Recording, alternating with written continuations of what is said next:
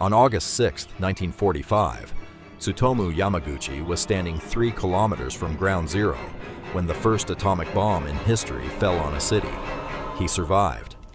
3 days later, he was sitting in his boss's office describing what he had just lived through when the second bomb hit. He survived that too. Tsutomu was a 29-year-old engineer sent to Hiroshima on a 3-month work trip. He hated being away from his family in Nagasaki. August 6th was his last day. He was finally going home. That morning, he forgot his travel documents at the office. He turned back to get them. That decision cost him everything and saved his life. At 8:15 a.m., a blinding white flash erased the sky above Hiroshima. The shockwave picked Tsutomu off the ground and threw him into a field. When he opened his eyes, there was nothing left. No buildings, no sounds, just fire and silence. His eardrums were shattered. His arms were badly burned. He crawled into a nearby shelter, unable to see clearly, unable to hear. That night, he slept in an air raid shelter with the dead and the dying. The next day, he found 2 of his colleagues alive. On August 8th, badly injured and barely able to walk, he boarded a train home to Nagasaki. He needed his family. He needed to believe the world still existed. On August 9th, Tsutomu limped into his company's Nagasaki office. His boss stared at him, bandaged, barely standing.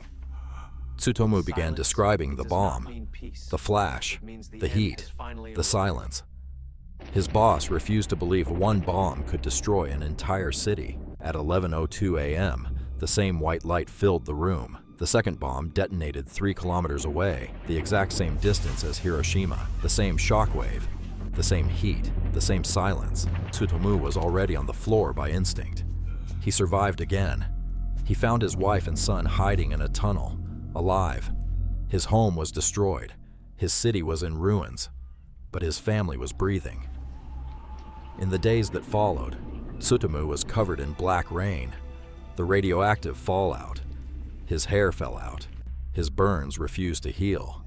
Doctors told him he would not survive the year. He survived 65 more years. Tsutomu went on to have 3 children. He worked as a teacher and as an engineer. For decades, he said nothing publicly about what he had witnessed. The memories were too heavy to carry into words.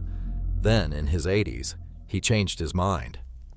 He became the only person officially recognized by the Japanese government as a survivor of both atomic bombings. He spoke at schools, at conferences, to anyone who would listen. He said the bombs were wrong, both of them. He said no human being should ever see what he saw. Once, let alone twice. Tsutomu Yamaguchi died in January 2010 at the age of 93. In his last years, he had one fear left, not death. He had already outrun death twice. His fear was that the world would forget. So far, it hasn't.